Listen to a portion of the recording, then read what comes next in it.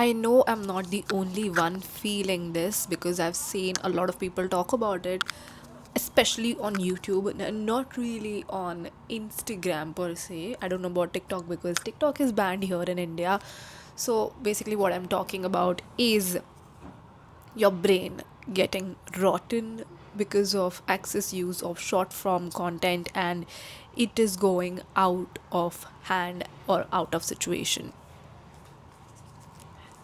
So basically, the point which I wrote over here was consuming more content is frying your brain, and I feel like this is something is what I felt in 2025 a lot. I've kept my notifications off, I think, for more than a year now on my phone because I have two Instagram accounts, and on one I'm a content creator, and on the another one I basically share tips about how do you grow on Instagram or like short form content, social media in general. So my brain at some point literally needed like a breather. It was just too much. The notifications just weren't stopping, especially if you're a creator, you know what I'm talking about, right? So I put my notifications off, but still, as a creator, or even if you're a business owner, a freelancer, or a founder or a professional who's on Instagram, or even a content creator who wants to be a content creator, probably everyone, right, who wants to create content, you have caught yourself doom scrolling on the internet for so freaking long. And doom scroll, yes, it might feel good for a while, but Instagram especially is a highlight reel, right? You show the best moments of your life over there, and it may make you feel, or like may make you wonder, ooh, what am I doing wrong with my life? This is something which I've felt for most of 2025, even though touchwood my entire 2025 was amazing. But yes, when you see at these highlight reels, when you see at all these content on social media, you might feel like you are behind in life in some sort of way over there. And especially if you're doing it for your business, you can also see that, okay, this person is creating this content and they are getting like these many views, and this person is doing that and I have done this but I am not getting that, right? And you kind of go into this vicious loop of consumption and comparison in this situation. You consume more, so that's why you compare more, and then the more you compare, the more your confidence goes down, and the more your self-esteem goes down, and the less you create better content. You're not thinking, oh, what do I want to create? It's just like, oh, what should I create after looking at these 100 accounts, or like after looking at all these 100 reels, and then think, oh, maybe I should do that because this person added this font or that person added that, I would say, like, reel format or whatever it is, right? Yes, formats matter. I have told you guys that as well. But an access of it, or like when you close, like, there's a boundary to a particular how much content you can consume, right? And if you cross that, it kind of is a little scary for us. And I have found myself into that situation as well, and I feel like you guys might be into this situation as well. I don't really think anyone is talking about that on Instagram, but I have seen a lot of people on YouTube, and I'm so happy that there are so many people talking over there, and I felt like I'm not the only one because it was getting a lot, like literally a lot. And in my personal life as well, like overconsumption is not just like on your phone, but also overconsumption in general in your personal life, where I've seen beauty products, skincare products, clothes, bags. I am a fault to the system myself. I'm not in no way complaining that, oh, I've not done anything like that. No, I've also bought a lot of stuff, uh, and I also get sent a lot of stuff. So I feel like somewhere around the line, I'm also a culprit in promoting overconsumption, and also that also I feel like ties into consuming more content, also consuming more stuff in your day to day life. You don't need like 20 lip balms. I'm so sorry, including myself, right? You don't need like, I don't know, like I didn't even have like PJ sets, but I had like a lot of like clothes which I wear at home, and then I realized that, oh my god, I'm just hoarding stuff.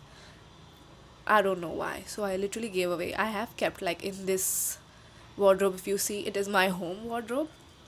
Of course, I have a studio, so there I keep all my shooting clothes or like fancier clothes. These are like more like day to day kind of clothes. So I've kept like five clothes right now, like five night wear, five gym clothes. I have only five gym t-shirts, like two gym leggings which are good quality, and then I have like five or six basic tops like these which I can just wear, and then rest everything whatever I have access of it, right? Of course, I'm not like that far gone that far into minimalism like Matt Diawala, but you know what I mean. Like whatever extra I have, I've just kept it into a dabba or like a box inside this cupboard, so I can just see like those 10 or 15 choices, or like within, you know, whatever it is, choices that I have to make. And it's not overwhelming for me, it is not chaotic. My brain feels so much better. I cannot even tell you when I did that thing, like I can see only like 15 hangers, and like 5 are gym, 5 are nightwear, and 5 are like going out. Like if I want to go to the studio, I'll just pick one t-shirt and I don't have to think about, oh my god, what should I wear, or where is that top, or where's that this top, where's this jeans. I have like 2 3 jeans over here, and that's it. I also wear very less jeans because I don't like wearing jeans, so I have like again one, and 2 3 are over there. That's it, that's pretty much it. So this is how also I realized that the overconsumption was somehow coming into my personal life as well. So I decided to kind of like get rid of it at the end of 2025. And honestly, that has been helping me a lot, but not with the content part. As a founder, entrepreneur, content creator, whatever you want to call me in, it was frying my brain, legit frying my brain every time I open Instagram. Sometimes I feel like there are some aspects on Instagram which you can still control and not let your brain get fried for a certain time, which is, I would say, the explore feed. Explore feed is basically you control it, right? Because you are going to explore and you are selecting on a particular button or reel or a post to consume. With the scrolling aspect, it's just like whatever is shown to you, you have to watch it or that scroll past. And then because people are like creating so good hooks, it's like, oh, you're sucked in, oh, I'm sucked in every second, or like every 10 seconds, right? And then it's like a dopamine hit, and then it becomes insane. So I think this is what I felt, and I've just felt like, oh my god, just stop it. Like, there are so many opinions about one particular thing. Like, everyone has a different opinion. Everyone is like, agree with me, agree with me, agree with me, agree with me. Ugh. And I know that I am also a part of it because I also share my opinions over there, but I don't have to agree to it. But somewhere I feel like we all get influenced into a particular thing, either canceling out a person, or you know, agreeing to a person, or like buying a particular product, right? Even with these things, like I have seen some people having like 10 of these. Why do you need 10 of these? I don't know.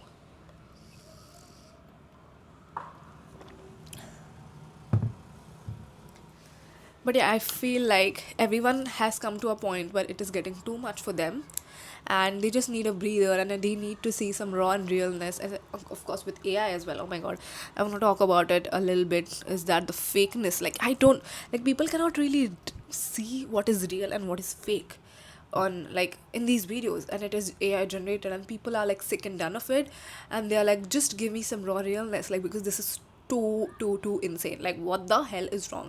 I know Leo Scapi talked about it, and I was like, girl, same. Like, I can feel that on another level.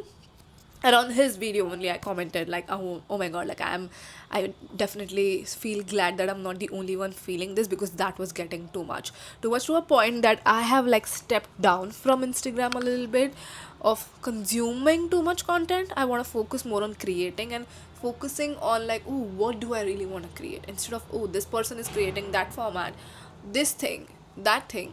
I took it down, and even I'm posting really less because that hamster wheel just keeps kicking you in, and then it can lead to bad mental health, right? So I created less, and then I focused more on YouTube, which I'm so glad I did, because I am loving the conversations people are having over here. That's why also one of the reasons why I'm creating a video like this is because of this situation.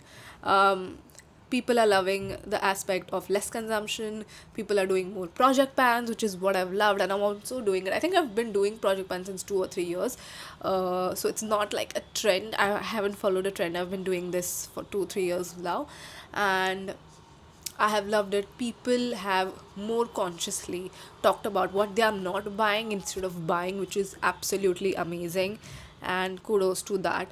So this is the over analyzation of my consumption is bad for you guys and bad for me, guys, and that's how I'm like trying to declutter consumption overall in content and personal life and materialistically in my life, getting rid of stuff, only thinking, okay, do I really want it? Oh, one more thing I just realized. I was just looking at my vanity over there.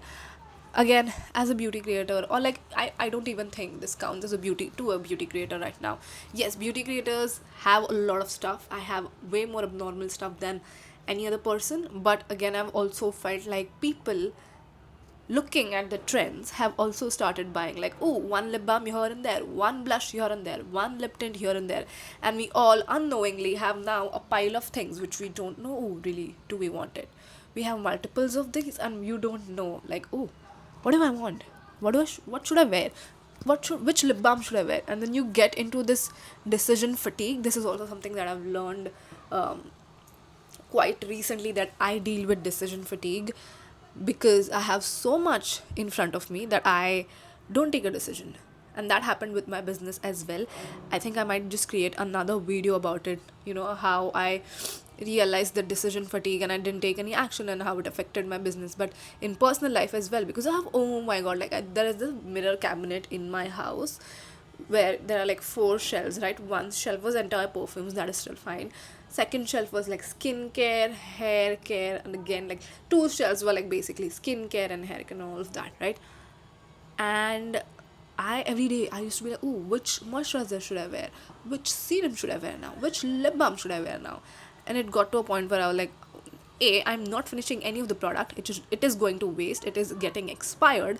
And B, I actually am not really able to enjoy or see the results. I mean, there are some products that I can see the results because if I'm like using one serum, I'm using it for like until it's going down, or at least for a solid 2 3 months, right? But other stuff, right? Lip balms, toners, all of that. Sunscreens I like to test out, so I'm testing it like for like few days, few weeks, so on and so forth. Point being said, I was so like, again, decision fatigue. When I learned that I had decision fatigue, I went ahead and removed everything. Okay, in my skincare, the section, I kept only the skincare that I'm going to focus on in the morning and nighttime skincare. There was no extra eye creams, there was no extra sunscreens, there was no extra lip balms or anything.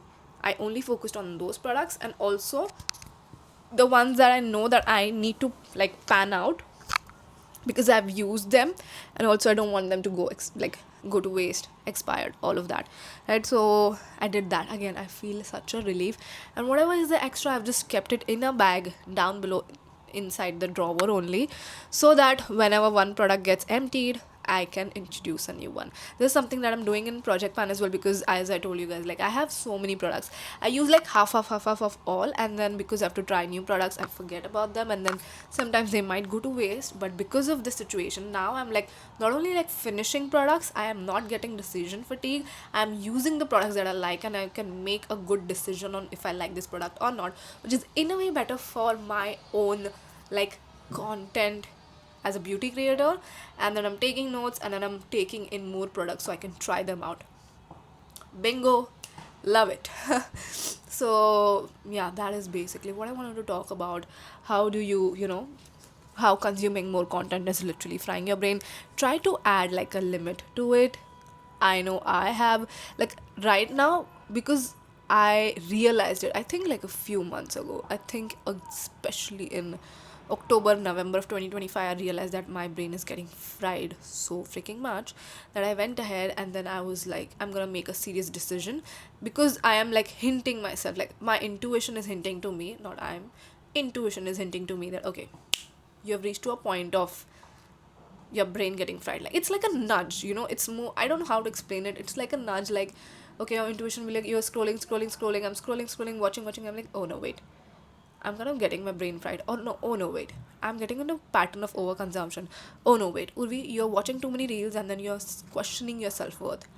Don't do that. That's when I stop it. And that's when I just put the phone down. Notifications of just that, I don't think that's gonna help. But yeah, this creating this intuitive pattern is definitely helping me a lot. And that has helped me to create more content without any comparison, because I want to be the better version of me and not a version of 10 other creators, or like a combined or consolidated version of 10 other creators that I just saw on Instagram. So if you're a founder, freelancer, professional content creator watching this, I think you are in the same boat as me. Please let me know in the comments down below. But yeah, I think that was much needed talk over here. I don't know why I just felt like rambling this, but I did. And if you are interested in just yapping with me over here, I would love to hear your comments down below. And I think I should do this like a weekly thing, because I have like a lot to say. Like, trust me, I just watched like a few videos today. I'm actually not feeling well. My voice is very like sardi wala, but I was watching a few podcast episodes like this, and it kind of inspired me to create a version of mine like this. So I have a few ideas written in my book over here, so I might go ahead and make videos like this. You guys can let me know if you enjoyed this. I would love to have like an unfiltered version, again a non-stimulated version of a YouTube video with no effects, no sound effects, no like too harsh editing where your brain is just constantly trying to be like, and then your brain is actually getting fried. I don't want to do that, right, to you guys. So, yeah, thank you so much for watching, and I'll hopefully see you in the next episode.